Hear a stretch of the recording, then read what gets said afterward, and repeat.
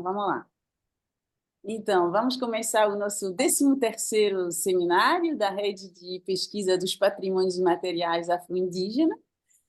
Temos uma super programação, graças a Joana Correia, que apoiou pra caramba essa sessão hoje, e que vai ser co-moderadora comigo.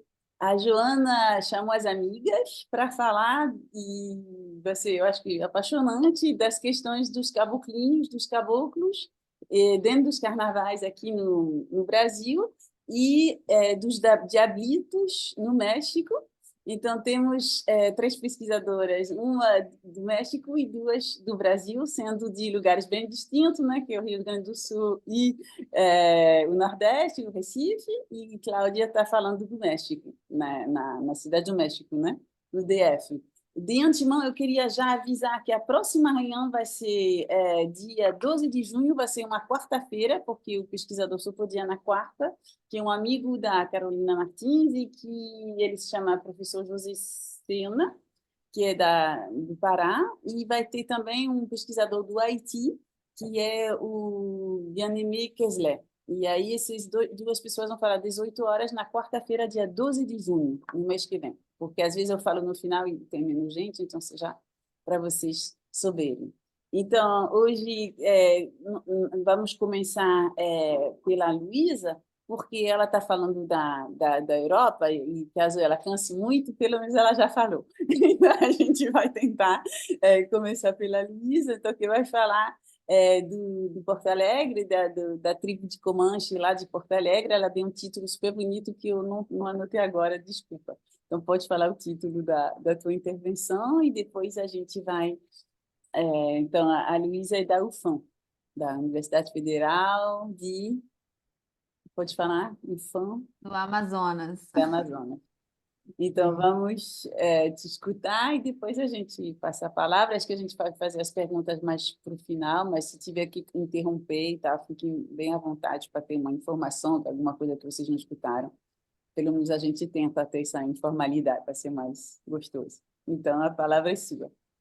Luísa, Tá muito certo. obrigada por estar aqui. Obrigada, Cristine. Obrigada, Joana, Jo. Como eu tinha falado, né, inicialmente, é muito bom é, estar em ambientes com pessoas amigas, né? Assim, torna tudo mais gostoso, mais aconchegante. E pessoas que não são ainda amigas, mas que quero que sejam, né? Que é o caso da Maria, né? Maria que tem amigos em comum comigo. É, e acho muito legal, assim, a gente conseguir conversar sobre esse assunto que tem permeado a minha trajetória, né? Que a gente tem nomeado, né? E muito a partir do trabalho do Márcio Goldman e da Cecília Mello de Relações Afro-Indígenas, é deste lugar que eu parto para pensar as tribos carnavalescas no Rio Grande do Sul, né? Então, além de agradecer assim a oportunidade de estar aqui com pessoas amigas, é também uma oportunidade de eu voltar para um material de campo que eu trabalhei durante o meu mestrado há mais de 10 anos atrás, né? Ou seja, faz um tempinho. É, e que é assim, é perturbador também, porque retomar esse material é nos reconhecer de outra forma, né? Assim, é nos ver de outra forma, voltar para o material e para relações que a gente cultiva, que nós nos percebemos outras, né? Então é um processo de estranhamento conosco mesmo, como enquanto pesquisadoras, né? No momento em que as minhas ideias, os meus afetos, os meus envolvimentos intelectuais, políticos, né, têm sido muito com os povos de terreiro, na Amazônia. Então, é certo que isso que desde então se chamou, né, do grupo de onde eu venho, de onde eu teço essas reflexões de relação afro-indígena, isso permeia a minha trajetória até os dias atuais, né? Pensar os terreiros na Amazônia é, sem dúvida, pensar relações afro-indígenas, né? É, de muitas formas, né? Mas, bom, aqui eu vou fazer esse esforço de olhar para trás, olhar para o passado e recuperar esse trabalho que eu fiz há mais de 10 anos, sabendo que muita coisa mudou de lá para cá. Os Comanches não são os mesmos, né? E eu tampouco sou a mesma, né? Então, eu encontrei este ano, né? Foi em janeiro deste ano, a tribo Os Comanches, num desfile anual que acontece em Porto Alegre, que se chama Descida da Borges, né? Então, é um pré-carnaval. E, sem dúvida, da minha parte, na minha opinião, é o melhor carnaval, assim, que se poderia aproveitar de Porto Alegre, né? Descida da Borges é muito famosa e muito histórica, né? Ela é um espaço histórico de afirmação e de resistência do carnaval de Porto Alegre, que é um carnaval negro, né? É um espaço de resistência negra na cidade, né? E nessas mudanças que aconteceram ao longo desses anos, e que eu pude reencontrar essas pessoas queridas da tribo, né, no início desse ano, um dos aspectos mais centrais é o fato de que já não guerreiam mais com a tribo rival, com o qual eles estabeleciam uma relação, né, agonística central, que é do que eu vou falar no dia de hoje, né, nesse nosso encontro. Mas os guaianazes já não guerreiam desde 2017, ou seja, já faz um tempo também, né? O que certamente gera uma nova reestruturação do entendimento do carnaval, né? E de quem são os comanches para os comanches no carnaval, né?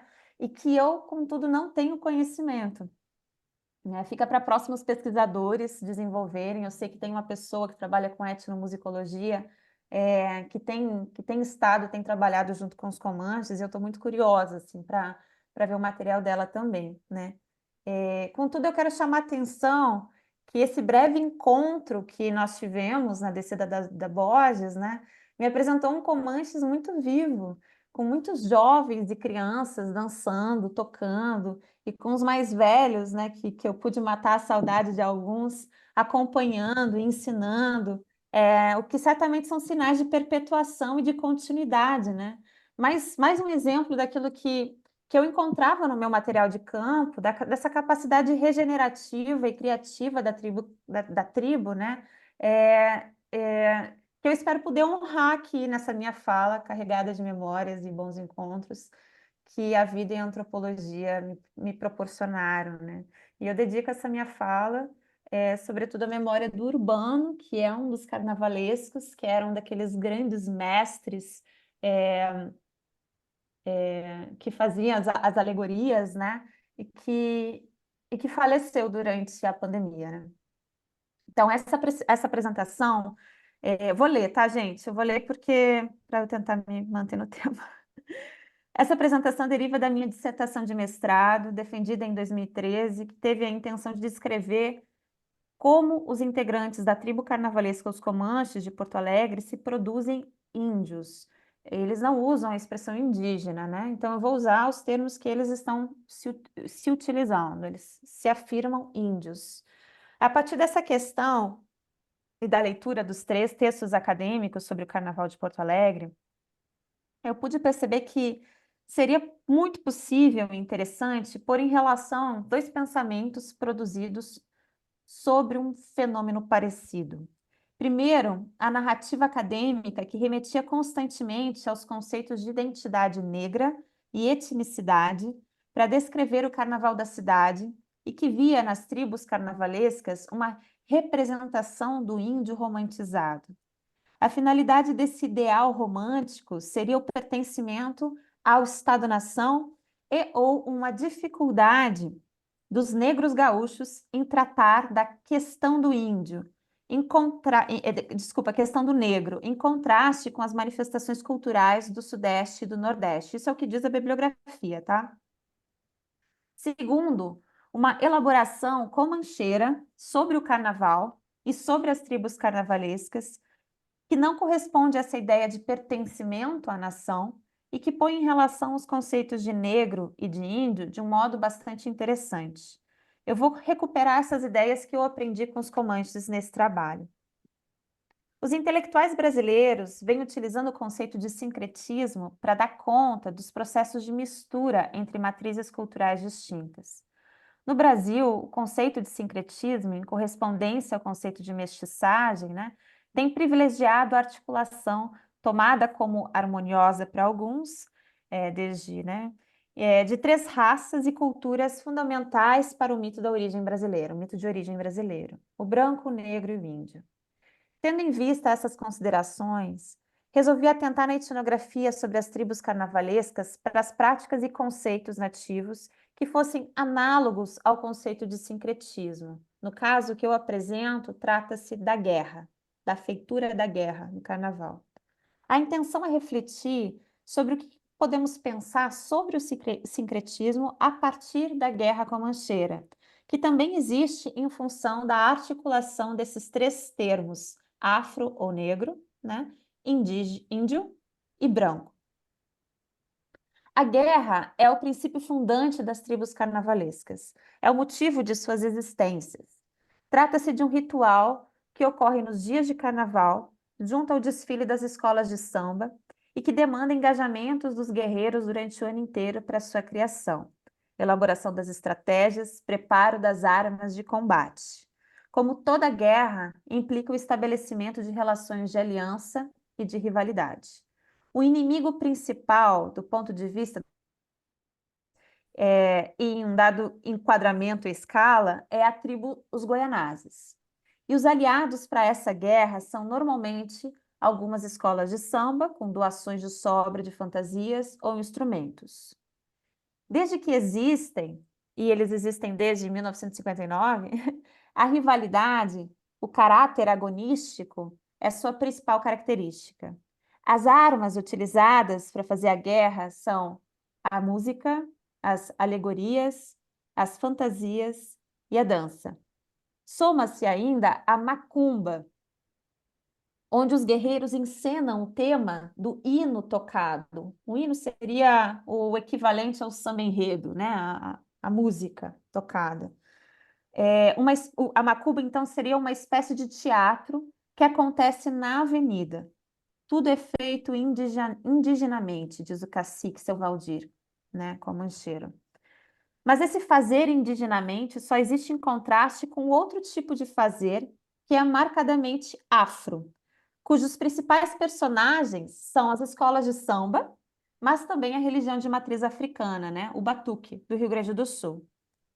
Essa constante comparação por parte dos comancheiros explica-se pelo fato de o carnaval que acontece no Sambódromo de Porto Alegre constituir parte importante daquilo que se chama cultura negra na cidade, cujas instituições de maior destaque são as escolas de samba, caracterizadas pela sua magnitude financeira, estética e política. Ou seja, em meio ao carnaval reconhecido majoritariamente como negro, há espaços em que tudo é feito indigenamente. A música é chamada hino e não há quem sambe o hino, pois a estrutura sonora que o compõe, eles dizem, é binária, diferente do samba.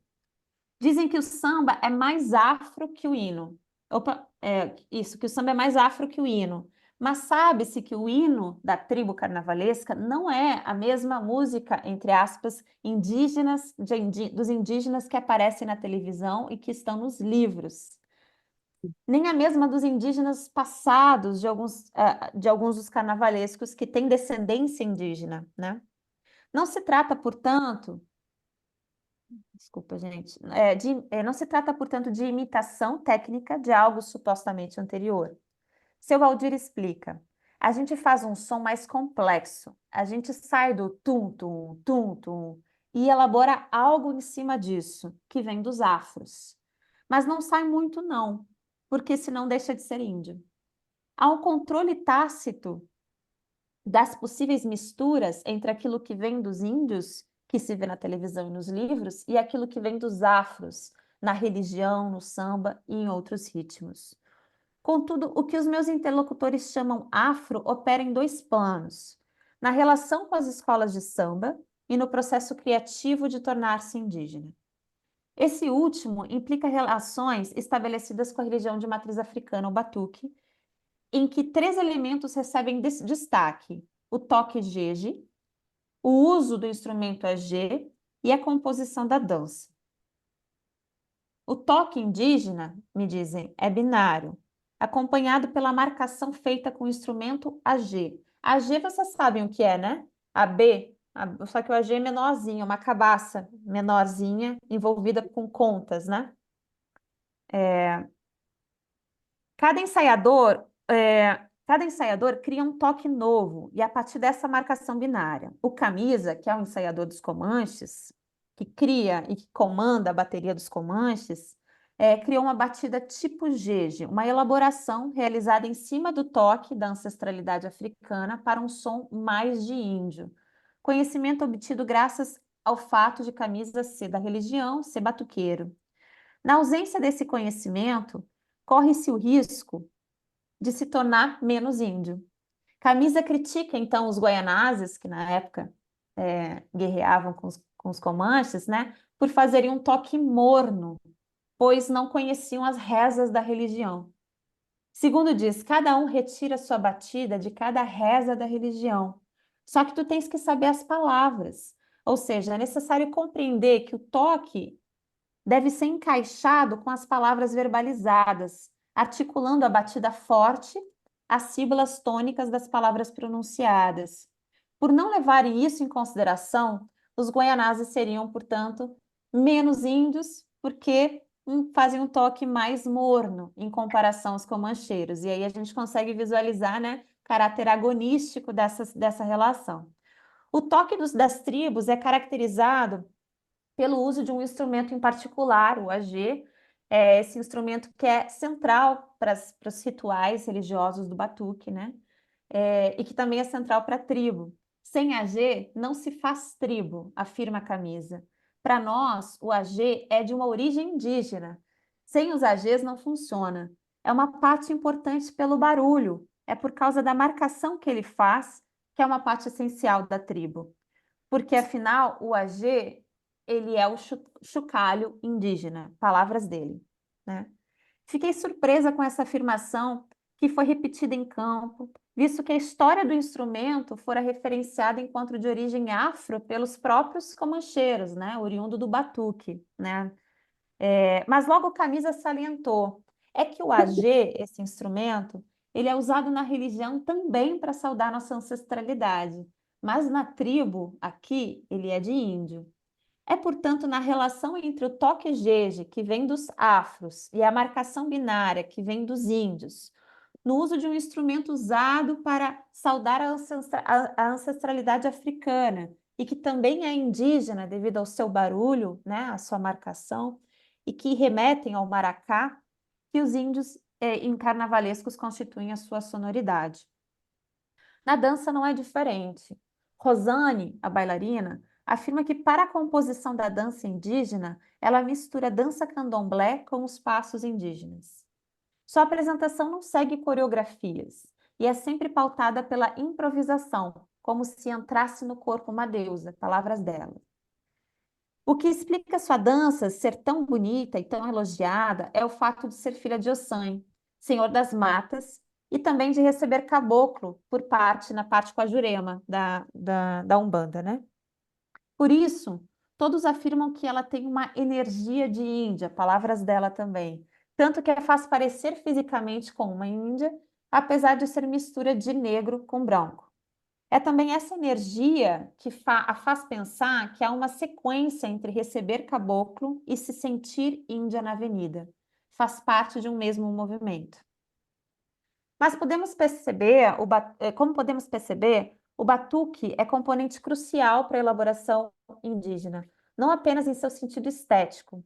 Mas o interessante dos Comanches é que índio carnavalesco é aquele que melhor apresenta essas articulações entre elementos que vêm dos afros e elementos que vêm dos índios.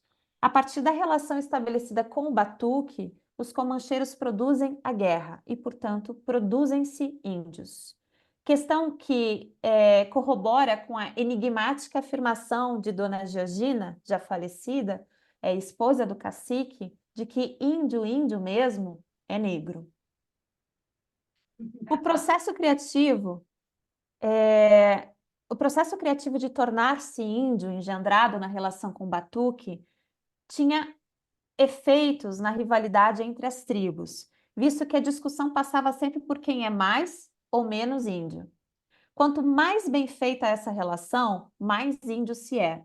Mas enquanto o processo criativo de tornar-se índio funciona na relação com afro, afirmar-se índio perante as escolas de samba demanda que as relações afro-indígenas desse processo criativo sejam eclipsadas, ocultadas, para dar lugar a outras relações afro-indígenas. Ainda que demarquem radicalmente suas diferenças com as escolas de samba, muito devido aos constantes riscos das tribos desaparecerem e serem englobadas pelas escolas, né, seja por problemas financeiros ou por falta de prestígio, parecem reconhecer uma certa continuidade entre tribos e escolas. Essa continuidade se apresenta de duas formas. Primeiro, por filiação, pois muitas escolas de samba surgiram de antigas tribos. Segundo, pela utilização dos advérbios de intensidade para caracterizar uma ou outra. Variações de mais e menos, afro ou mais ou menos indígena, que índio, né? Que por sinal se estabelecem para além dessa relação tribo-escola. As escolas são mais afro que as tribos por tocarem samba, por muitos falarem em consciência negra e orixá em seus temas e enredos e por suas alegorias e fantasias. Porém, se comparadas ao bloco afro do Modê, que existe em Porto Alegre também, elas seriam menos afros. Quem seria mais afro é o bloco afro Odomodê. As escolas de samba seriam menos afro, né? O Odomodê é mais afro porque estuda de modo mais aprofundado a ancestralidade africana, estuda os toques e as danças dos orixás. Mas em relação à religião, batuque, o bloco afro-odomodê é menos afro, porque o batuque no batuque nós temos o verdadeiro culto aos ancestrais, né, aos deuses africanos. Para concluir o círculo contudo, a partir do encontro entre o batuque e suas pesquisas, memórias e seres dos cosmos, do cosmos indígenas, que os índios constituem-se índios. E como já dito, quanto mais bem feita essa relação, mais índio se é. Né? Então, dá para perceber, né? Então, você tem das tribos carnavalescas, em contraposição às escolas de samba, as escolas de samba são mais afros. Mas, em comparação com o bloco Odomodê, o bloco Odomodê é mais afro. Em relação com o batuque é mais afro, mas é o batuque que fomenta a criatividade das as tribos carnavalescas, né? A sensação que tenho é que essa linha pode se estender muito além do descrito, né? Os índios que aparecem nos livros e na televisão, como eles falaram, fontes de pesquisa para os comancheiros, parece ser mais índio que os índios carnavalescos. Mas essa afirmação não parece atribuir algum tipo de pureza aos primeiros, pois tudo varia quando se põe em relação. Da mesma forma, a religião só é mais afro em relação a algo. Mesmo dentro da religião, encontramos replicados, né, os elementos mais indígenas, como a Umbanda, que tem parte com Jurema, e o culto aos caboclos, né? E mais afro, como o culto aos orixás, os vuduns, inquices, enfim. E entre os orixás encontramos aqueles que têm mais, estão mais para os índios, como o Ogum, o Ossan, respectivamente guerreiro e curandeiro, né? Em oposição a Iemanjá, por exemplo, porque falar das águas, isso é algo que apareceu muito em campo nesse momento, né? Quando estavam preparando a feitura da guerra, falar das águas não é coisa de índio, como me disse certa vez Rosane, né? Enfim, sobre o Carnaval de 2012. E o personagem principal do Carnaval de 2012, né, era a Virgem Maria, né? Então, enfim, isso gerou essa discussão. Mas o fato da Rosane ser filha de Ossan, orixá das folhas e das matas, fortalece o fato dela ser índia, né? Os índios se constituem como tal a partir da articulação dos conceitos afro e índio, variando conforme os advérbios de intensidade mais e menos. O que eu penso a partir disso, muito semelhante ao que a Cecília Mello desenvolveu sobre o conceito de afro-indígena com seus amigos em Caravelas, na Bahia, que criaram esse conceito, né, de afro-indígena e que inspiraram a reflexão de Cecília Mello, é que tais conceitos não se vinculam à ideia de raça, né, nem a uma identificação com uma base natural, fixa, né? Também não se trata de imitação técnica de elementos e práticas supostamente originais, né? São, acima de tudo, expressões por onde perpassam uma série de relações que, por sua vez, se materializam na guerra. Os advérbios de intensidade, mais e menos, sugerem que haja uma certa continuidade entre os termos, né? O que Deleuze chamou de zona de indiscernibilidade, uma faixa de indistinção, cujos cortes, onde fixam certas definições, são necessariamente relacionais, né? Ou seja, mais afro, menos índio, só existem em relação a algo, né? A guerra, portanto, é um modo de articular diferenças sem subsumi-las a um dos termos e sem criar um termo externo que as unifique, né? A guerra funciona também como um articulador que possibilita certos encontros virtuais afro-indígenas, né? Os índios carnavalescos guerreiam tal como os Cherokees, guerreiros que lutavam pelo povo, cuja história de extermínio e resistência é a mesma de todos os índios no mundo, né? Comparação com os Cherokees foi trazida por eles, né? E tal como os afros, né? Os orixás que vão para a guerra durante a quaresma, né? Como disse a Rosane, os orixás vão para a guerra e eles voltam só depois do carnaval. Eles são tão guerreiros quanto nós. Por isso que eu te disse da aproximação índia e candomblé. São todos guerreiros, está explicado, né? Também como manifestação de encontros reais, né? O fato de indígenas e negros como personagens de uma resistência à tentativa de extermínio realizada pelos brancos na história do Brasil e que segue, né? Que segue sendo. Como podemos ver, o branco, ele também tem um lugar nas formulações comancheiras sobre a guerra, ainda que sua participação seja limitada e circunscrita.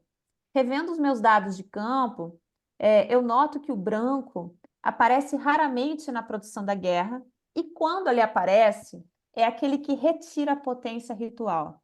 Quando, em 2012, os Comanches fizeram a sua apresentação na Avenida, a personagem principal do hino era a Virgem Maria, apresentada por uma menina branca. Naquele ano, após ter vencido 12 anos consecutivos, e depois eles perderam esse ano, e em 2013 eles ganharam novamente, e aí seguiram ganhando, né? Mas em 2012 eles perderam. Naquele ano, então, após ter vencido 12 anos consecutivos, a tribo perdeu a guerra para os guaianazes. Os comentários comancheiros posteriores não deixavam de apontar como problemática a figura central do hino ser uma branca, a Virgem Maria, motivo pelo qual enfraquece a temática indígena, palavras deles também. Como deixar uma branca ter destaque na tribo? Reclamou um dos carnavalescos, né, um dos participantes. Criticam também o fato dela não se movimentar com gestos e danças sensuais, como é suposto uma índia fazer. A personagem ficava parada, uma estátua, não sabia a dança indígena, enquanto o desfile acontecia. Palavras também deles. Dessa forma, o branco no ritual, quando raramente se apresenta, parece enfraquecer a guerra, enquanto o afro, sabendo manipular e dosar os elementos, contribui para a produção da guerra. O branco refere-se também a acadêmicos e políticos, possíveis aliados para aspectos funcionais da guerra, ou ao Estado, responsável pela organização do carnaval, pela remoção do carnaval do centro da cidade e pelas péssimas condições de acesso e segurança do atual local do desfile, né? Motivos de inúmeras críticas por parte dos carnavalescos. O interessante disso é que quando o branco se apresenta enquanto Estado, né, enquanto essa maquinaria burocrática, os índios, que diante das escolas de samba se afirmam índios, começam então a se afirmar negros, né, no carnaval. Alvo do racismo e da exclusão social devido ao esquadrinhamento da cidade, no que se refere ao carnaval e aos carnavalescos. Quando o Estado se apresenta, as contínuas variações estabelecidas entre afro e indígena são novamente eclipsadas, em função de uma única relação: o branco, né, o Estado, e os interesses que defende, e o negro, os carnavalescos de modo geral, né, a comunidade negra carnavalesca, incluindo os índios. Relação essa que tem sido a principal preocupação dos trabalhos acadêmicos sobre o carnaval da cidade, né? A presença de elementos brancos. Opa! A partir da. A partir, Vamos oi? para a conclusão, para Ah, não meu Deus, deixar tá de bom. ter um Então tá debate. certo. Mas tranquila, assim, tem uns três, Tá. 4 minutos. Ah, então Pode tá. falar. Já estou terminando. Ótimo. É, Mas vai devagarinho, vai no seu tá tempo. bom. Tá bom. Bom, assim sendo, na produção do jogo ritual, a presença de elementos brancos tende a enfraquecer a guerra, né? Na relação com o Estado, percebemos um movimento semelhante. As relações afro-indígenas são enfraquecidas, mas nunca apagadas ou destruídas, para que se estabeleça a relação entre negro e branco. Ou talvez o Estado seja fraco o suficiente para que, na sua presença, essas variações, essa criatividade intensa de variações afro-indígenas, ela não se apresente. O que percebemos com isso é que guerrear é um modo de pôr em relação objetos, conceitos, seres do cosmos, sons e movimentos. E a guerra se apresenta como um composto de relações cujos termos que a constituem não são vinculados a alguma imitação técnica de alguma cultura originária e não dizem respeito a alguma base natural ou biológica. Da mesma forma, ela não opera por fusão dos três termos, no englobamento de um sobre o outro. Parecem funcionar como um jogo de forças em que certos elementos potencializam e enfraquecem a sua realização. Apresenta também que, em termos de autoafirmação, os sujeitos envolvidos não se pensam afro-indígenas, mas, pelo contrário, variam suas posições enquanto negros e índios de acordo com quem se coloca em relação. Variações essas contidas na guerra, fundamentais para o seu funcionamento. O sincretismo e a mestiçagem serviram e servem como artifícios políticos na construção da identidade nacional. Foram vistos primeiramente como um problema a ser solucionado com a política do branqueamento, mas em meados da década de 30 foram percebidos como elementos constituintes da nação que mereceriam ser valorizados e exaltados. Uma identidade nacional, uma cultura, uma raça. A figura do mestiço ganha importância e as expressões artísticas que condensavam os elementos culturais de variadas matrizes foram louvadas. As três raças e suas respectivas culturas, muitas vezes observadas a partir de um ponto de vista bastante purista, encontram-se na formação de uma unidade, né? A unidade nacional. Essa unidade, contudo, tende a dar privilégios, como bem coloca Márcio Goldman, aos processos de adaptação de negros e índios na sociedade dos brancos, pouco atentando para os encontros virtuais e reais entre negros e indígenas. O que a guerra nos apresenta é que, de alguma forma, uma proposta de alguma forma uma proposta contra-sincrética, né? Ou pelo menos contra o sincretismo da unidade, né? Que se tem trabalhado para pensar a construção da nação. Trata-se de um jogo cujos elementos não são pensados de forma a retomar e definir origens, nem de condensá-los em uma unidade. A guerra é um jogo dinâmico, cujas variações estão em constantes movimentos. Um jogo de ocultar e revelar relações sem dissolver sua heterogeneidade constitutiva, sem promover a fabricação do um. Penso que encontramos no Carnaval de Porto Alegre índios que também se constituem seres para a guerra e contra o Estado, aqui eu me referindo ao clastres, né? Contra a constituição de uma unidade, como as formulações do sincretismo e da mestiçagem de boa parte dos intelectuais no Brasil, que com isso apresentam outras possibilidades de articulações entre esses caros termos, né? E do famoso mito da democracia racial, e abrindo possibilidades de pensarmos outros modos de relação, de aliança, de criação de mundo e de si mesma. É isso, gente. Obrigada. Desculpa se eu Obrigada, passei do amiga. tempo. Muito obrigada mesmo. É super interessante. Assim, depois a gente vai debater, mas realmente é a guerra, né? É isso. É a Uma guerra. guerra para se É a impor guerra. politicamente, né? Também. É. Então, a gente vai passar a palavra para Maria, que vai falar da situação dos caboclinhos em Pernambuco, né? A figura dos caboclinhos, que também é uma figura carnavalesca, mas que também é cheia de sutilidades, né? Então, vamos te ouvir, Maria. Muito obrigada, Maria da UFPE, da Universidade Federal de Pernambuco. E o nome completo é Maria Aceraldo. Isso? Estamos todos e todas unidas. Muito obrigada por estar aqui. Desculpa, Cláudia, por ser por último, mas achei uma ligação mais lógica por aí. Acho ótimo, adorei, adorei. Tudo bem.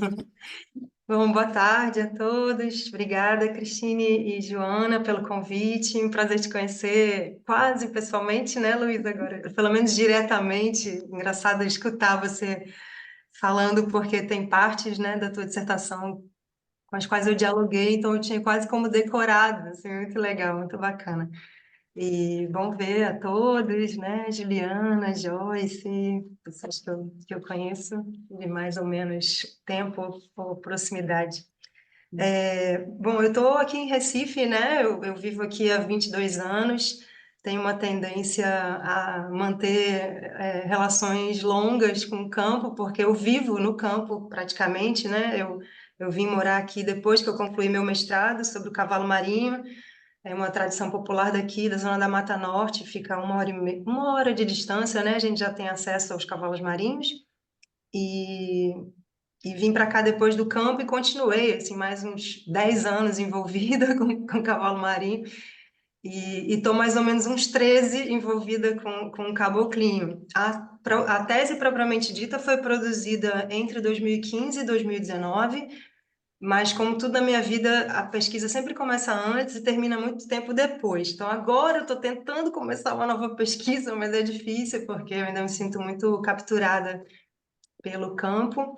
Mas, de qualquer maneira, falar sobre essa pesquisa é também sempre, né, voltar. Eu nunca tenho uma apresentação pronta, ou que eu ache que é suficientemente boa para reproduzir, então foi assim a semana, né, e o dia dedicado a pensar em como apresentar, e eu acho isso muito muito interessante também, porque faz a gente refletir, né, mais ainda sobre tudo isso e sobre a passagem do tempo, né, o que que permanece, o que que muda, né, uma vez que já faz tanto tempo que eu estou envolvida com esse assunto.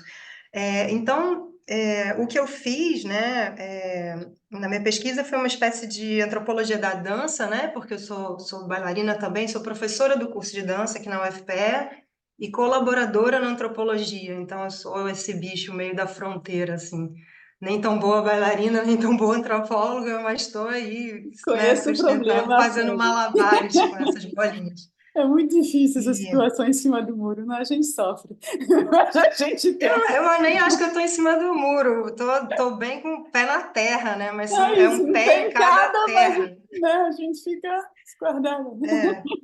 Então, assim, é uma espécie de o que eu fiz, assim, né? Uma espécie de etnocoreologia das manobras dos caboclinhos, mais especificamente falando, ou numa lente um pouquinho mais distanciada, uma antropologia da dança ou das forças em movimento, uma vez que os caboclinhos mobilizam muito as forças de oposição, né? Como eu vou explicar. Acho que é importante dizer que essa pesquisa surge de uma ruptura, né? E isso é curioso porque o próprio caboclinho, ou os grupos de caboclinho também surgem de rupturas, de brigas, de conflitos, de confrontos, e não há nenhum pudor em dizer isso, pelo contrário, durante as apresentações de carnaval, eles falam no microfone que surgiu do grupo tal a partir de uma briga. Eles não entram nos detalhes, mas sabe-se, né, que um grupo surge de outro grupo, e geralmente esse surgimento não se dá de forma pacífica, né? E é curioso que isso tenha atravessado a minha própria história de vida e tenha feito com que surgisse uma pesquisa a partir de um trabalho com o qual eu rompi. E esse trabalho consistia no fato de eu fazer parte de uma equipe, me convidaram para fazer parte de uma equipe de patrimônio material, então acho interessante também trazer essa questão para cá, para discussão, para inventariar o caboclinho, e eu teria 10 meses para fazer, né, uma pesquisa, uma vasta pesquisa sobre os caboclinhos de Pernambuco, que se concentram na região metropolitana e na zona da Mata Norte, Pernambuco, uma região geograficamente bastante grande e com uma presença bem farta de grupos, e eu teria 10 meses para desenvolver um trabalho sobre a dança, né, preenchendo aquelas fichas, formulários e tal. Bom, eu cheguei a começar, né, foram 3 meses de trabalho, isso foi em 2011, mas eu rapidamente interrompi, porque um dos grupos com o qual eu estava me aproximando, assim, né, que era a tribo Canindé do Recife, aqui na Bomba do Emetério, o grupo mais antigo, diga-se de passagem, do estado, com 135 anos hoje, né, ele é de 1889, a sua liderança, Juraci Simões, decidiu não fazer parte dessa pesquisa, ou seja, aqui não vai rolar, né, de receber os pesquisadores para fazer esse tipo, né, de trabalho, não para outras coisas, para dançar, para registrar, para filmar, não sei, para fazer outras coisas sim, mas não como partícipe da pesquisa. E isso me intrigou bastante, né? Eu estava já acompanhando o grupo há um tempo, né? E fiquei curiosa para saber o motivo, e ela disse que ela não acreditava nessa política, né? Considerando que eu já tinha uma vivência junto ao patrimônio material com outros inventários, e também já tinha minhas ressalvas, principalmente ao fato de que eu percebia que se dava muito mais atenção ao processo, atenção e recurso, né? Aos processos de inventário do que aos processos de salvaguarda, né? Aos planos de salvaguarda, execução, acompanhamento, a avaliação dessas ações, né, a periodicidade, e mesmo que ações mesmo desenvolver, porque também há um conflito entre os grupos, né, e há, às vezes, uma acomodação de onde vai ser a sede da pesquisa, qual grupo vai, de acordo com questões até que escapam, né, essa seara, como, por exemplo, ter pessoa jurídica, não ter pessoa jurídica.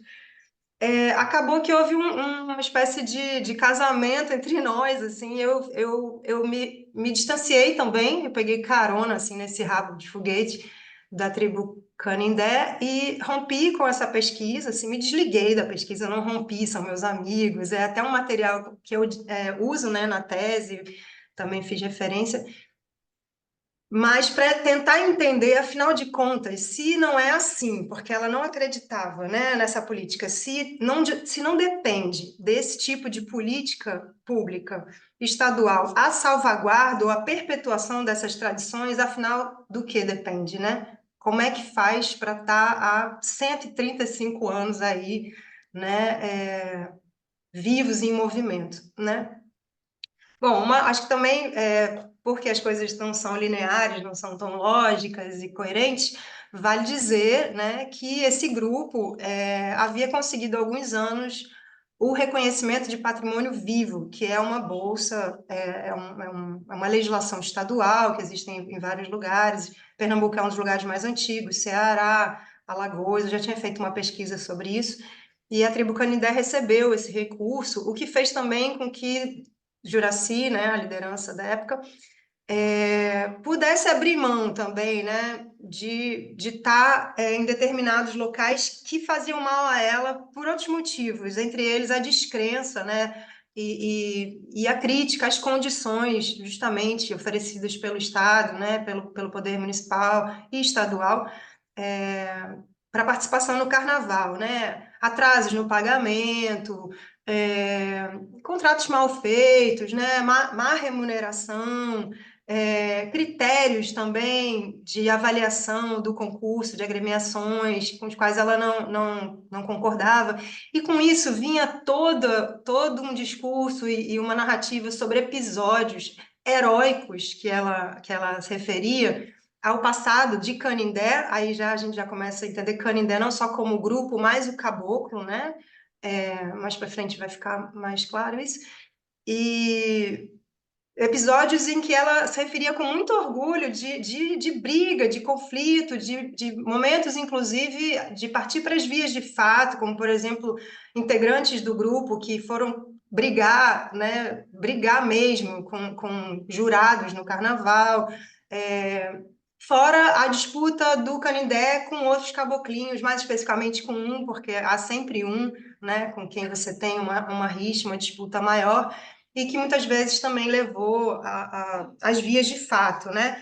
Não poucas vezes ela se referiu à qualidade dos instrumentos musicais, por exemplo, não só pela sua característica acústica, né, sua potência acústica, mas também a potência bélica de determinados instrumentos, né? Ou seja, a possibilidade que eles tinham de machucar, né? Um bombo, um caracachá, né? Ou o próprio estandarte, a bandeira, né? Que no passado tinha um punhal, lá no topo, ou canivetes que eram colocados escondidos, né, nas atacas, nos enfeites, nos adereços portados pela agremiação, né? Então, me parecia que isso era uma sugestão, uma dica que eu devia seguir, né? Se por acaso haveria alguma relação entre a perpetuação, né, ou a sobrevivência dos grupos e essa dimensão agonística, né, muito presente no caboclinho, mas também em outros grupos. Uma coisa que eu já percebia por estar estudando, né, nesse universo da cultura popular, ter feito pesquisa sobre o cavalo marinho, e por ter sido uma via também que eu segui, foi observar as tradições populares, muitas vezes, né, isso está presente em vários estudos, não só nos meus antigos, do ponto de vista da continuidade, né, ou seja, da transmissão, da coesão, né, daquilo que permanece, que continua numa espécie de relação de cuidado, né, de amizade. E o que esse trabalho parecia me revelar é a importância de dar atenção ao conflito, ao confronto, à ruptura, sem pudor, né? Da maneira como eles também tratavam isso. Então, foi mais ou menos assim que eu comecei o trabalho. Eu montei uma apresentação aqui cheia de imagem, alguns depoimentos, e vou tentar aqui passar para vocês. Eu não me lembro mais como é que faz isso. Acho que é aqui, né?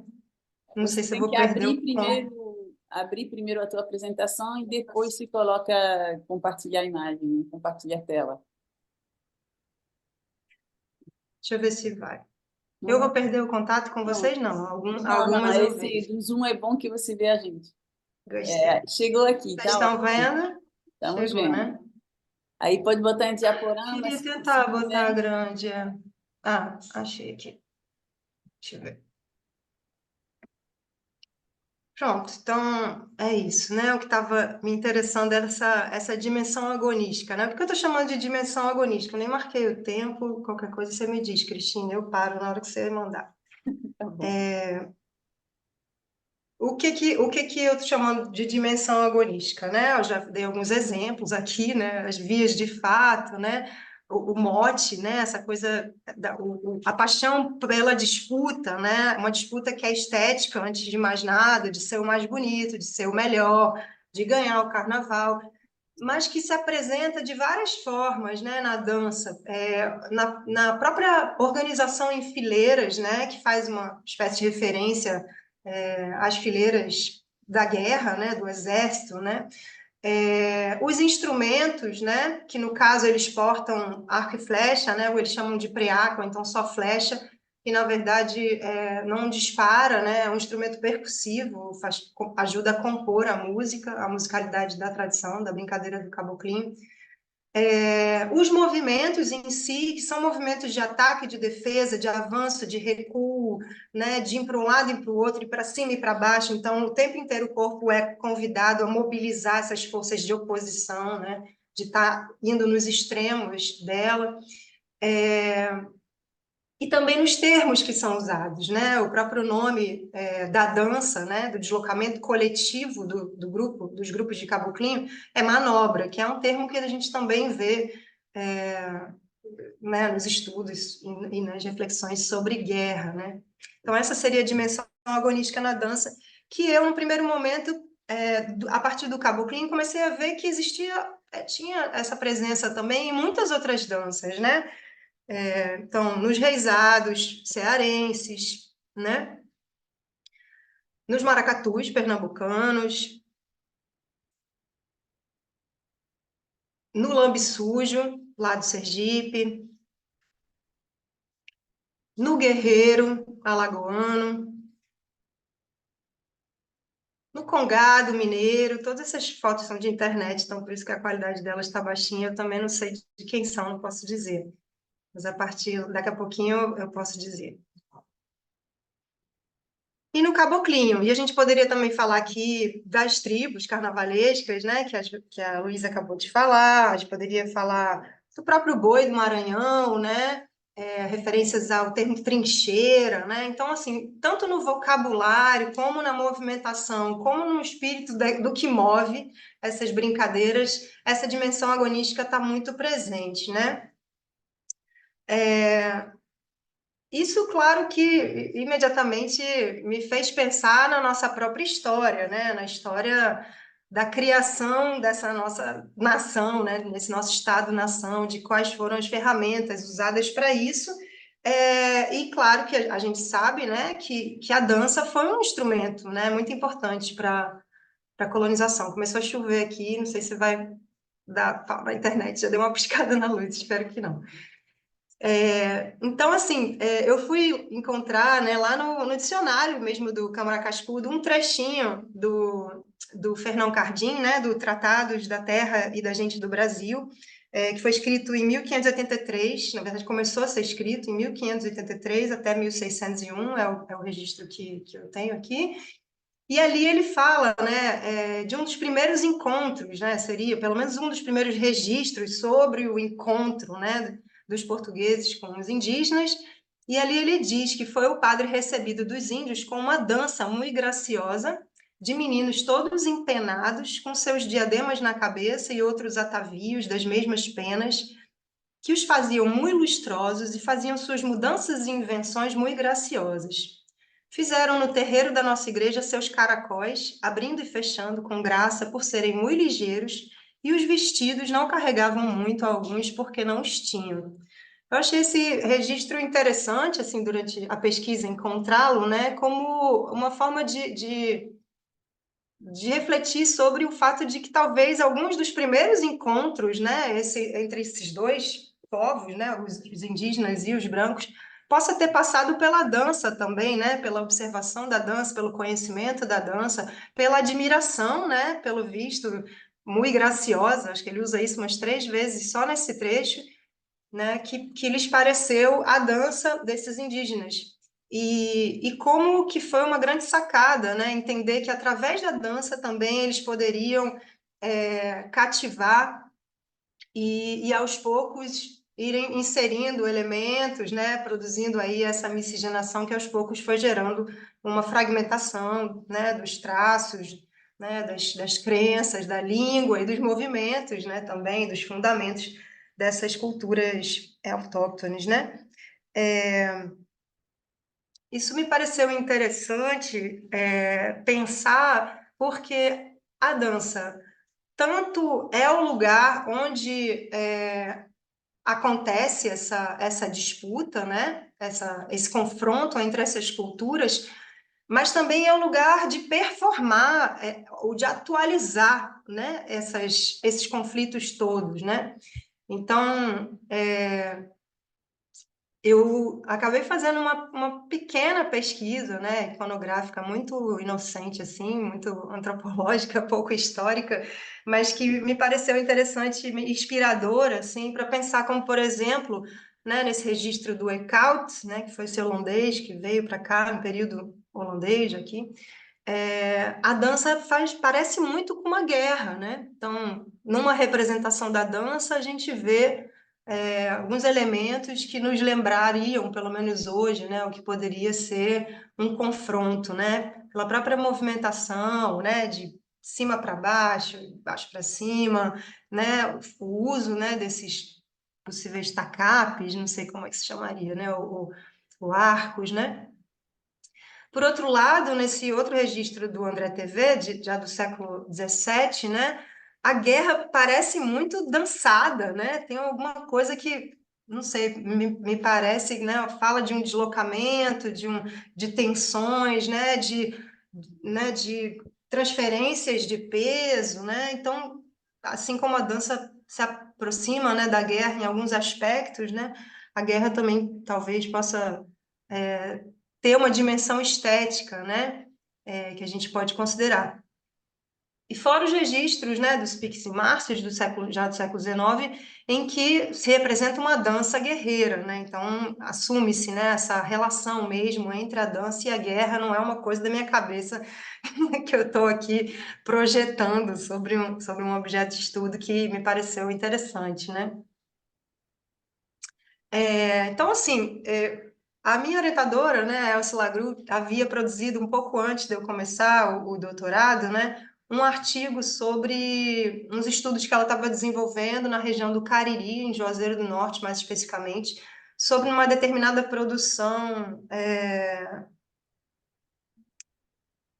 artística, né, da família dos Graciano, em madeira, em que eles fazem uns bichos que estão vivendo ali uma situação de peleja, né, ou seja, de luta, de combate, e ela formulou essa reflexão, né, sobre o fato do papel estruturante do conflito, né, nas relações sociais, essa ideia do mundo como um combate, né, e de como é que a luta, o confronto, a honra e o desafio acabam aparecendo, né, nas narrativas, nas histórias de vida, né, dos artistas, dos sujeitos, de modo a construir uma subjetividade que é enaltecida, né, que é incrementada pela relação de confronto, né, ou seja, um orgulho, né, um orgulho que constitui o sujeito pelo fato dele estar vivendo ali num estado de luta, né. E eu achei que isso fazia muito sentido com o campo que eu comecei a recortar, a identificar. Geograficamente, o estado de Pernambuco, essa tripinha aí, essa salsichinha, né, que tem um litoral bem pequenininho, mas ele vai mudando, né, em termos de vegetação, clima, assim, em direção ao sertão. Então, se divide em litoral, zona da mata, agreste e sertão. E o meu campo fica numa área litorânea, numa cidade chamada Goiânia, que é essa pontinha aqui cinza de cima. É o maior município da Zona da Mata Norte, uma região marcada pela exploração da cana, pelos latifúndios, pela escravidão. As terras de Goiânia constituíram a capitania de Pernambuco, foi um porto importante para escoamento do açúcar na região. É também uma região que tem uma memória indígena, que se reivindica pelo fato de ter acontecido uma assembleia indígena, ter sido a primeira assembleia indígena, a Assembleia de Itapecerica, no período holandês, né, em que muitas lideranças indígenas se reuniram com o poder instituído para tentar negociar, né, alguma coisa, direitos, enfim. E o que é mais interessante, eu não sei muito profundamente essa história, os historiadores certamente poderiam explicar melhor isso, mas o que eu acho interessante é que se reivindica esse fato histórico, né, pelas agremiações carnavalescas da região, como um episódio assim que enaltece a capacidade de resistência, né, dos povos indígenas daquela região e, portanto, dos caboclinhos que reivindicam também uma certa herança indígena em meio a tudo isso. Talvez só para falar um pouco mais de Goiânia, né, uma região que hoje em dia tem cerca de 80 mil habitantes, virou uma região que recebe muitos recursos, empreendimentos, porque para lá foram indústrias como automobilísticas, de papel, celulose, e o que fez com que a periferia aumentasse, né, e os problemas também se aprofundassem. E é considerada a terra dos caboclinhos, e mais especificamente Nova Goiânia, que é esse bairro, é onde a maioria deles se concentra, né? Um bairro muito pobre, sem saneamento, uma concentração de gente muito grande e praticamente um caboclinho por rua, né? É caboclinho, terreiro de Jurema e cabeleireiro, é o que predomina nessa região, nesse bairro. Então, vou passar aqui algumas fotos para vocês verem, né, como é que se organiza. Os grupos ensaiam na rua a partir de julho, ou seja, logo depois de São João. Muitos deles são quadrilheiros, né, participam ativamente do São João, das quadrilhas. Então, é só quando eles se liberam que eles passam a se dedicar ao caboclinho, né? Então, é metade do ano caboclinho, metade do ano quadrilha. Às vezes eles ensaiam dentro de sedes cobertas também, tomam conta da rua inteira, né? As pessoas vêm assistir. Chega a haver uma dinâmica de ter caboclinho todo dia, pelo menos a partir de novembro, dezembro, então é possível dançar caboclinho todo dia, e você vê uma circulação muito grande das pessoas de outros grupos indo dançar no caboclinho que tem naquele dia para poder estar se exercitando, né, para poder estar se mostrando, né, para poder estar em movimento, se preparando para o carnaval. É muito recorrente esse movimento da cruzada de pernas, vou falar um pouquinho mais sobre a dança daqui a pouco, mas nessa foto chama atenção para isso, porque há uma reflexão deles sobre a importância dos movimentos de cruzada de perna, e não só de cruzada de perna, mas também dos cordões. dessas fileiras, né? Que não só avançam, elas não estão sempre avançando, elas avançam e recuam enquanto avançam. Claro que no momento dos ensaios isso não é assim inadvertidamente, assim, eles ficam indo e voltando no mesmo espaço, né? Porque a unidade musical, o baque, fica parado no lugar, mas na passarela eles têm um momento maior, né? Um espaço maior de deslocamento, e na caçada do bode também, que é um ritual sobre o qual eu vou falar. Aí já é a configuração deles na passarela, né? Indumentária, esse é o Carijós. O concurso ele acontece em Recife, então os grupos que eu estudei, eles são todos de Goiânia, mas a apresentação, a competição mesmo se dá em Recife. Isso tem algumas perdas e alguns poucos ganhos por causa disso, né? Porque eles são obrigados a dançar um pouco conforme a música e o estilo de Goiânia é diferente do de Recife, então há um processo ali de colonização também, assim, né? Para dançar em Recife, eles tiveram que aprender como se dança em Recife e como em Recife se remunera melhor que Goiânia, eles também estão desaprendendo um pouco do estilo que se dança em Goiânia, isso é uma questão.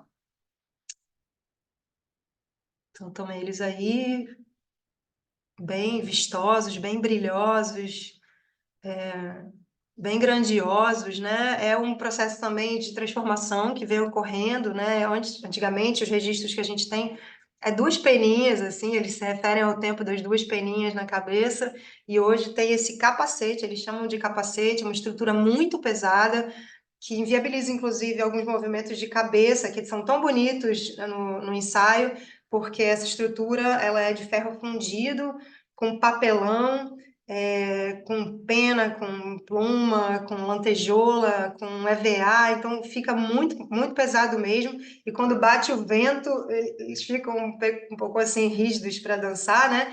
Mas faz parte também assim do orgulho, né? Demonstrar a sua capacidade de sustentar o peso e aguentar, né, essa aprovação durante a apresentação. Então aí as referências também, né? A flecha, né? O cocar, a machada. E então, assim, eu fiquei curiosa com essa questão das cruzadas, né? Há um movimento dos únicos passos que tem nome, porque diferente do frevo, que ele é todo sistematizado e cada passo tem um nome, no caboclinho eles não têm nome, eles são organizados por ritmos, são 5 ritmos que eles dançam ao longo de uma apresentação, de um ensaio. É a guerra, o baião, o perré, a macumba e a pisada, em Goiânia, né? A pisada só se dança em Goiânia. Em Recife não se dança a pisada. E um dos movimentos que eles fazem na guerra, que é o único que tem nome, chama-se tesoura, que é um movimento que também tem no frevo, tesoura, ele é bem conhecido, é uma cruzada de perna com uma abertura lateral, depois cruza de novo, abre do outro lado, acho que todo mundo já viu mais ou menos por aí esse movimento. E ele é um pouco parecido no caboclinho. E aí a Ninha, né, é o apelido Ninha, né, Laodiceia, que é do caboclinho Carijós, ela me falou que essas danças é para cortar algumas coisas, né? Esse movimento da cruzada, na verdade, tem a ver com um movimento de defesa, que funciona como um escudo na dança, que viabiliza que teu corpo esteja protegido ali, né, de um possível mal olhado, né, de uma malquerência, de alguma maldade, né, atribuída ali por algum espectador mais invejoso, né, mais disputante ali, né, daquela qualidade. Então, essa cruzada de perna teria essa função, né, de cortar algumas coisas. Como eu falei, isso também acontece com o movimento de conjunto dos grupos, né? Essa é uma representação gráfica aérea, né, imaginária da dança, e tem aí o baque, né, do lado, que são os instrumentos musicais que ficam nessa lateral, geralmente, e os grupos, eles estão assim, né, estão indo como se estivessem em direção ao topo da tela, né, eles estão caminhando para lá, são duas grandes fileiras, na frente vem os homens, depois vem as mulheres, depois ainda tem as crianças, né, e no meio vem alguns destaques, né, cacique, cacica, pajé, a ala gay ou ala da diversidade, como eles chamam, que tem uma ala específica, o bandeirista na frente, e assim eles vão, né, avançando, podendo girar por fora, né, que é um tipo de manobra, girar por dentro, ou seja, girar quer dizer que eles, o puxante, né, que é a figura de frente da fila, puxa uma curva para trás para poder continuar avançando. Ou cruzando. Então, é uma dança que está sempre avançando, mas enquanto avança, ela recua. E enquanto ela recua, ela também avança. Tem uma estratégia pedagógica aí também, né? Porque assim, as pessoas que estão na frente, que geralmente são os mais experientes, né? Os mais responsáveis, os mais capacitados, né? Naquela dança, eles também podem ver os mais novos, né? Que estão lá atrás. Então, é muito recorrente, quando você tem a oportunidade de entrar num cordão, como eu tive algumas, de ver algumas puxadas de orelha, alguns palavrões, assim, né? Algumas repreensões como forma de faz direito, né? Então, assim, essa estrutura, ela tem esse caráter também, né? Pedagógico. Esse universo da batalha, assim, tentando, assim, levar ele bem a sério, né? Me interessou e claro que eu dei muita atenção a isso, né? E seu Nelson, né, já falecido, que era a liderança do Caboclinho União Sete Flechas de Goiânia, deixou isso bem, bem evidente, né? Quando ele falou que o carnaval em si, ele é uma batalha, né? Que na parte invisível os caboclos não se dão e ele tem que trabalhar para não deixar passar, para não deixar eles ganhar, para se livrar, né? E ele se livrava com a dança, né? Eu me livro com a dança. Aí estão os instrumentos. O baque é composto por um bombo, que é o que esse moço de azul está segurando, uma caixa, ou caixa de guerra, como é conhecida, que é esse de branco. Não dá para ver direito, mas aqui no canto direito tem o mineirista, né, ou caracachá, que são dois chocalhos com 3 pontas para cima e 3 pontas para baixo, que é talvez um instrumento que se toca de forma mais dançada, ou seja, você tem que dançar para poder tocar, porque senão ele não faz som. E a gaita, que é essa flauta vertical, que toca as melodias. É o único instrumento melodioso, né? Os outros são todos percussivos, né? Durante muito tempo eu achei que a música era uma música instrumental, porque é muito raro você ouvir o canto, né? Diferente lá das tribos, né? Que cantam. No entanto, quando eu comecei a frequentar os terreiros da região, eu percebi que os pontos, as músicas que eles tocam, são pontos de Jurema. Então, ela é uma música instrumental para desconhecedores, porque quem conhece está cantando na cabeça, geralmente, os pontos de Jurema. Um deles, por exemplo, é esse, né? Que é bem conhecido, né? Eu tenho uma cabocla de pena, soltei lá na mata para ela trabalhar. Eu quero a força que a Jurema tem, eu quero a força que a Jurema dá. Então, esse é muito tocado e do nada as pessoas ficam muito quentes, né, na dança, muito mais presentes, muito mais animados. Então, não é do nada, né? É porque eles sabem o que está sendo tocado, ou no caso a categoria é abalado, né? Tem um videozinho aqui que eu vou mostrar para vocês, vamos ver se funciona, para vocês escutarem uma toada, né? É um ponto, é uma guerra, né? Ele está dançando a guerra aqui. No caso, é a flauta, é uma gravação. E esse é Eliel, que é um dos puxantes do Caboclinho Tupinambá, que foi um grande parceiro, assim, um grande amigo durante a pesquisa. Vamos ver.